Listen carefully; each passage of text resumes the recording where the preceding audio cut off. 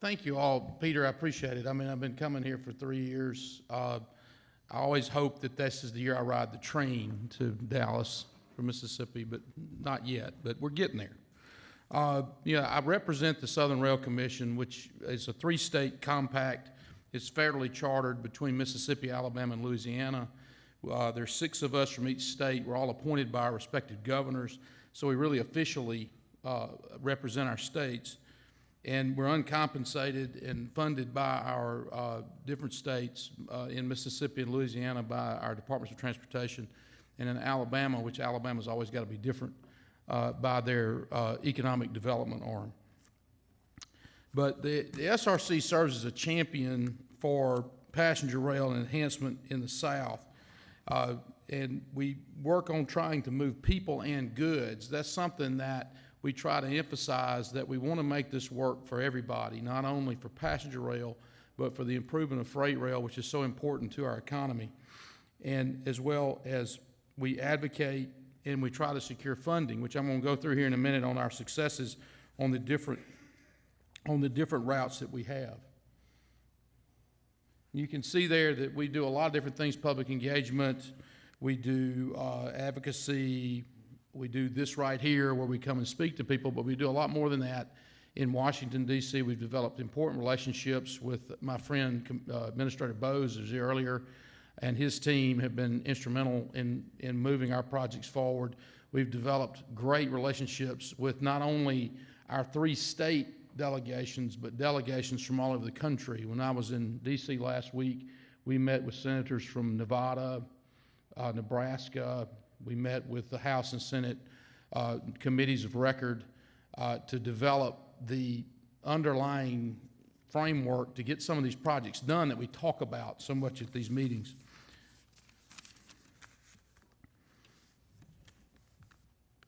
Let's see.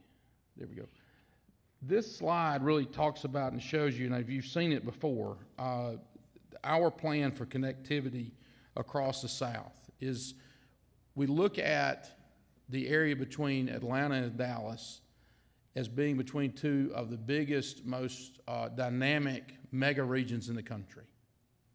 And many years ago, we had a meeting with the FRA here in Dallas, and we looked at that, and they had traffic patterns and the patterns of travel. And what struck us was that we live in an area that's basically the South's version of flyover country. And we said we can either sit here and just take it and watch people drive by between Atlanta and Dallas, or we can do something about it. And so that was really the genesis of this plan in not only the I-20 corridor, but you can see connecting Mobile to New Orleans, Baton Rouge to New Orleans, Baton Rouge to Shreveport, and eventually New Orleans to Dallas. And those projects are very important to us, and they're in various stages of progress that I'm going to go over here in a minute. But I think it's important to point out how we got here to this point. And when I can go over our successes, we've had several partners that are very important. And as you move through your own work to advocate or do whatever you want to do, the first thing you have to do is find a knowledgeable partner. And y'all heard from him earlier today. John Robert Smith and his team at Transportation for America have been critical. We worked with him to really influence the IIJA, the bill, before that, the passenger rail reauthorization, CRISI, R&E, all tools that we use, among others. And having someone in D.C. that we can work with closely to see these things done is absolutely critical. And we also work with Rail Passengers Association and others that make a huge difference for us. But the thing that has made the biggest difference in the projects that we've all worked on, that the I-20 Corridor Council has worked on, that Louisiana DOTD has worked on between Baton Rouge and New Orleans, is the KCS-CP merger. And we were in a position to be able to support that merger and work closely with Canadian Pacific. We had a chance to go meet with their leadership in D.C. while this was going on. And being able to be at the table with them as they were working through this with the STB changed the whole dynamic. We go from working with a railroad that did not want to work with us, made it really clear that they didn't want to work with us, to somebody that welcomed us in as a partner. And we can have these conversations today because of that work in Texas and others in supporting this project. And I think that makes a huge difference. The other difference has that has made a difference on the Mississippi Gulf Coast between Baton Rouge, between Mobile and New Orleans, is really the change in leadership at CSX. Their new president and their leadership team have decided that this is a good thing, and they want to support it, and we welcome that, and we hope to partner with them on this and others. But it has been an amazing change in the whole dynamic. I think the other thing, and I think this comes back to Judge Anderson, is that we've got new congressional leadership in East Texas. Nathaniel Moran has taken over as congressman from East Texas. He's a former county commission judge. He sat there and told us, where y'all been? I signed many resolutions in support of the I-20 corridor. Well, that's a 100% flip from who was there before. And he has helped organize meetings. We had a great meeting. Marshall has organized the county commission judges. That has made an amazing difference. And a lot of this is just keeping yourself alive until the right people show up. It really is. It is. You just got to keep working, and you come to Texas, it's like, Judge, these people don't like us. Well, we'll just keep going. Well, we got somebody that does now, and they want to help us. And so you stay alive until that person comes. And that's a lot of the job of the Southern Rail Commission, is it being a three-state commission, we kind of operate above the fray a little bit, and it makes it work. It makes us keep things alive. I mean, we went through times in Louisiana, for example, that DOTD really couldn't even talk to us because the governor at the time didn't like us. So those things happen, and that's the job of our commission to do that. So let's go over our different projects we've got going on. I think this is the one that probably most of you are interested in, is the I-20 corridor. This seems like a no-brainer. Amtrak's run studies in the past that show it covers us above the rail costs. We've got a group of mayors from Vicksburg to Shreveport that wear me out on where's the train, what do we need to be doing. In fact, I've talked to them this week about that. We've got a champion in Senator Bill Cassidy of Louisiana, also Senator Wicker and Senator Hines Smith of Mississippi.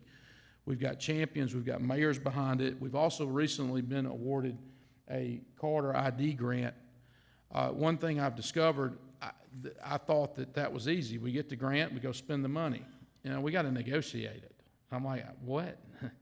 So right now we're in the middle of negotiating this grant on exactly what we can do with it. And as soon as we get that done, we'll get started.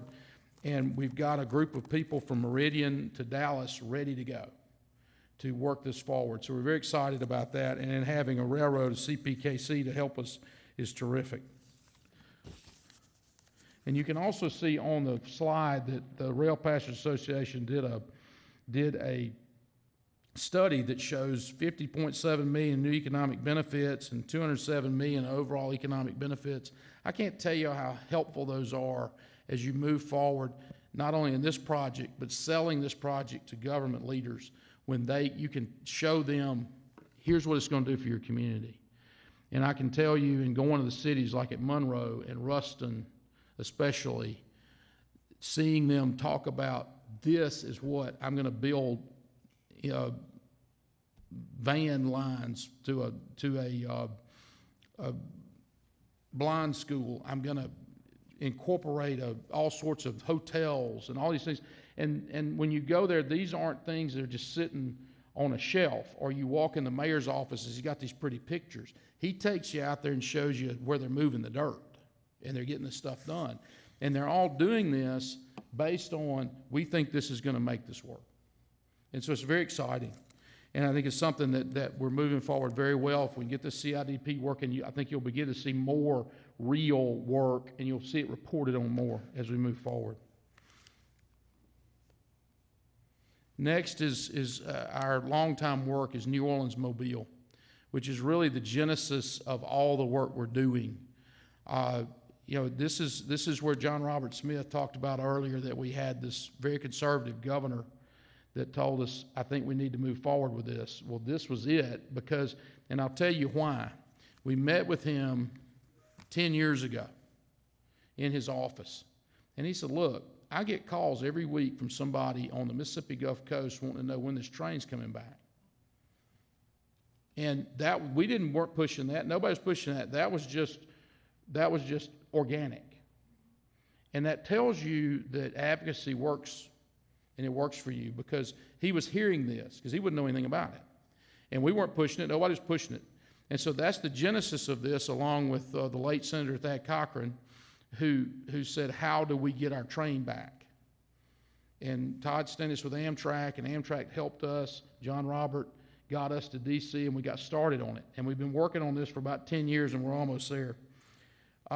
Several things we've been able to do over the years with this. The Southern Rail Commission had some old earmarks that Senator Cochran was able to reconstitute for us to dole out to the cities along the coast, and also some cities in Alabama to improve their stations. We were able to get an initial CRISI of $33 million, which we're not going to use except for a freight rail project in Pascagoula, Mississippi, that is going to be very important in eliminating about 16 grade crossings and also improving freight traffic there, which also is important to us. In securing some restoration enhancement grants to allow the operation of the train a glide path to sustainability, which I think is extremely important, especially in our states. I think Texas will be included in that are reluctant to help pay for trains. This gives them something to stand on to allow that train to build up to itself. We then got our 2023 CRISI grant, which is going to provide $200 million to basically make the New Orleans to Mobile line a 21st century railroad, and also allow for significant improvement in the 4 Mississippi stops. We're really excited about that. That, again, is being negotiated out, how all that will work. I think you've probably read, any of you that keep up with this, is that we're still working on some final details in Mobile in trying to locate the platform and station track there, which interestingly, the host railroad is becoming very helpful to us as we've worked through that. And so hopefully we'll have that done. We're shooting for October of 2024. I think the administrator told me that's his goal. So he wants to see this train running in October. So if we run in October, I'll invite you all down to ride it. We're also working on New Orleans to Baton Rouge. You can see that we awarded some station planning grants back in 2016. We were successful in getting about $20 million of raised grants for the city of Baton Rouge and the city of Gonzales. We've got a tremendous amount of work going on there. That one is almost like a duck that's working underwater. You don't really see anything going on above the water, but there's all kind of stuff going on below the water. Louisiana DOTD has a CIDP grant on that particular line, which they're working on. They're in the process of already doing environmental work. They're doing all the different work that goes on. The biggest thing there is trying to find a way to rebuild what's called the Bonnie Carey Spillway, which is a spillway that overflows from the Mississippi River. It's a 1920s trestle, 10-mile-an-hour deal, and that's the main stumbling block currently to getting service up and running. Now, Louisiana has applied for a CRISI grant to replace that in the past, and they were unsuccessful. We understand they're going to apply for another one. The Louisiana legislature set aside some match money for that. And that's the other thing I think is very important, is that all of this work we've done and the people that see it have responded to it. And you've got very conservative Republican supermajority legislators that are saying this is important to us, we're going to invest some money in it. And in Louisiana, they've put aside money for both the I-20 corridor and the Baton Rouge, New Orleans. In Mississippi, they put aside money for the Mobile, New Orleans. I think that's really critical to see that we've come that far, and it is definitely doable in a state that does not normally do that. In that when you sell it to them and you get the people that are going to enjoy the service, sell it to them as something that's necessary for their future. So in Mississippi, for example, the Mississippi Gulf Coast is the one place that's actually growing and doing something, and people want to live there. Some of Mississippi, not so much. And I live there, I can say that. So, and people recognize that this is a place, we've got these two cities on each end with all of the things to offer in the middle that are just set up for it. They've already developed their downtowns around it. Every one of these towns is walkable. They all work. And when you ride the train, you're just going to be able to walk off the train, hotel right there, or a golf cart's going to pick you up. It is terrific, unlike any place else in the country. And that's how we've been able to sell that to them. The Baton Rouge, New Orleans, a lot of that is just trying to ride on I-10, and it's almost impossible to add any more lanes. It goes through a swamp. And you also have evacuation from hurricanes is a big part of that. The other big part of that is the new airport they built in New Orleans. Louis Armstrong International Airport is a big supporter of this and wants to have a station right on site, which they've been helping us with this, which makes a big difference. I mean, people listen to airports. And they are very interested in this, and not only connecting to downtown and the central business district of New Orleans, but also to the state capital in Baton Rouge, and having one-stop service back to the airport. So we have a lot of people that are helping, and that's the other piece of this, is you just got to find a wide group of people to support what you're trying to do. The other interesting thing that's going on in Baton Rouge is they are working on a medical district there, and they have been working on a meta rail proposal, which would basically be a specialized rail car that would be on this service that could transport patients between New Orleans and Baton Rouge, not only for treatment, but when they're trying to evacuate people out of New Orleans for a hurricane. And so they're studying this, looking at it. They've been applying for some grant proposals, but there's a lot of things that are spinning out of the work that we're doing. And we're excited that we've been successful in getting funding for these initiatives that's kind of moved them from the dream stage to the doing stage. But there's all sorts of other ideas that are beginning to spin off of those. The other proposal or initiative we have is once we get the Baton Rouge, New Orleans train up and running, is extending that service from Baton Rouge to Shreveport. You notice that would also intersect with the I-20 service. In Louisiana, there's a real disconnect between North and South Louisiana. And it's sort of like being in East Texas, nobody loves us over here either. So you have that. If you're in the Arklatex, you're in the wrong end of Arkansas, you're in the wrong end of Louisiana, and the wrong end of Texas. And everybody's not paying attention to you. Same thing on the I-20 corridor in North Louisiana. And so there's always been this work to try to join Shreveport and the Arklatex to Baton Rouge.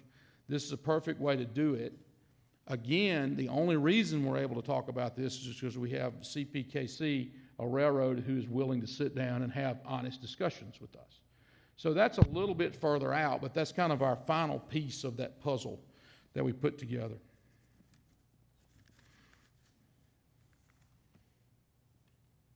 Oh, okay. Well, we'll figure it out. The next thing I had is some things that y'all have really seen, which is the Carter ID map. I was just going to show that because we received Carter IDs on the I-20 and the Mobile, New Orleans. Louisiana DOTD got one on Baton Rouge, New Orleans. You kind of see how all that works out. But we're excited about that because as we talk about that, and I go through this long distance study in a minute, it puts our services on a map somewhere. And as my DOT friends always tell me, you want to make sure you're on the map. And if you're not on the map, we can't talk to you. So what we're excited about, I'll go through these, is that you're on the map. So this is the latest iteration of the long distance study. I would tell you that this is probably not going to happen. But it's a start. I don't want to sit here and tell you, oh, hey, look at all these new long distance routes. Well, there's just some of these that the topography and they're great to connect two cities on the map. It's sort of like trying to connect Atlanta to Chattanooga to Nashville. That's going to be, unless you build a whole new railroad, that's just not going to be competitive.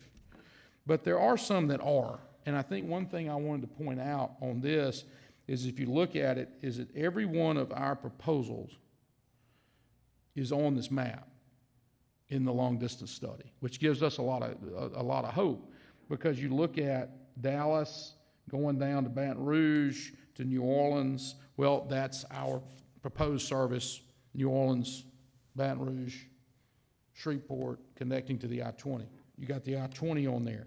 You've got New Orleans, Mobile, and then they are extending that on past there. There's an awful lot of stuff going through Mobile.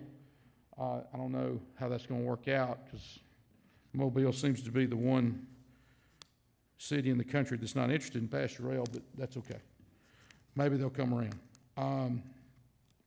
But you've got several that are just interesting, and I think they're interesting to look at. So they've got a proposal for Dallas-Fort Worth to Miami, which I'd really never thought about, but I think you look at it, it does incorporate things that we as people in the Southeast and Southwest are interested in, is trying to connect Dallas back toward Atlanta, or connect Dallas back to New Orleans.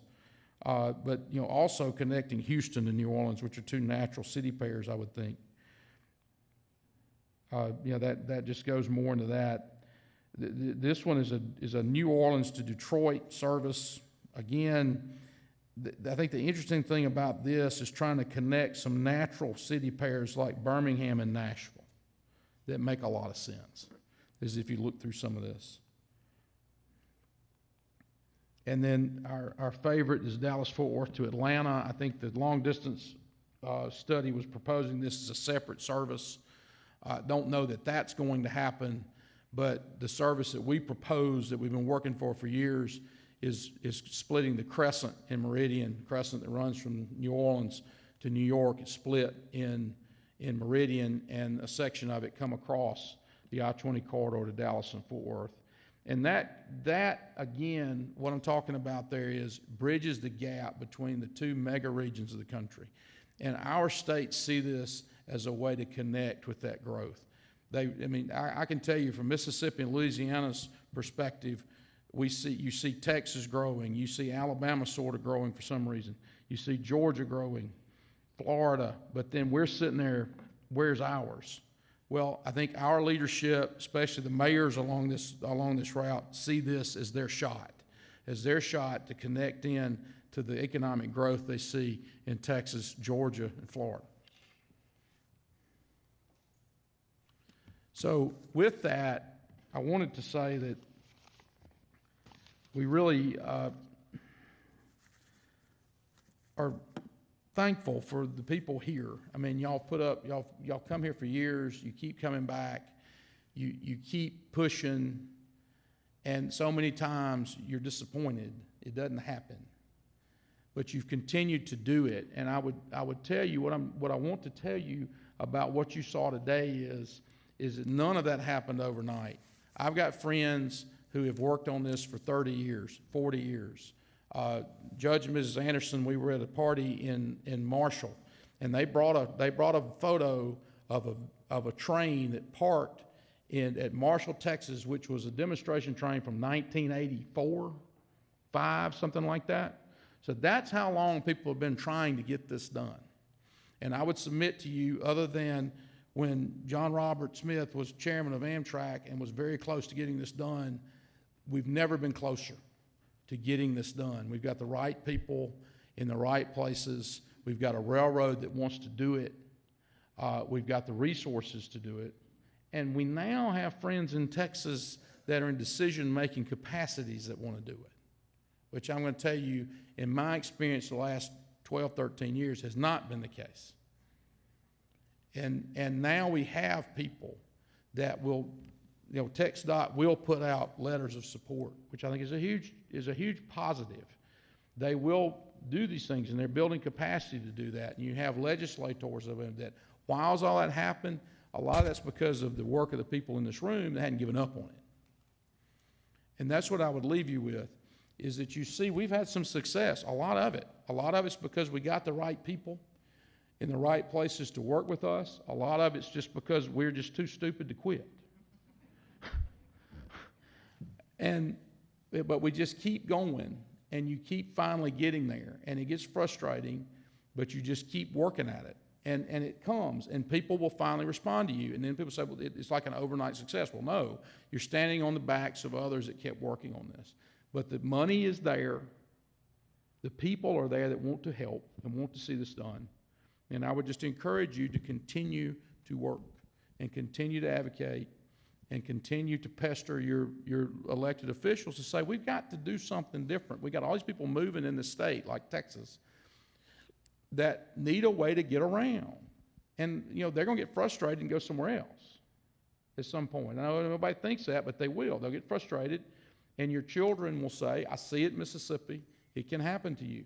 They'll get frustrated, and they'll say, I'm going to go somewhere where I can get around, where I don't have to drive a car everywhere. That's what they're going to do.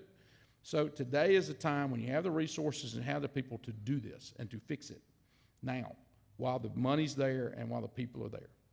But I congratulate all of you on continuing to work on this and continue to have faith in it, even when it doesn't look all that great. But today we're kind of at the point where it does, and we have people. You got Andy Byford up here talking about high-speed rail. I mean, when's the last time you heard that? Other than bad. It's really good. So I encourage you to continue to work. I appreciate your efforts in supporting our efforts on this. And I look forward to coming back very soon when I can tell you I had a really nice, enjoyable train ride from Jackson to Dallas. Thank you.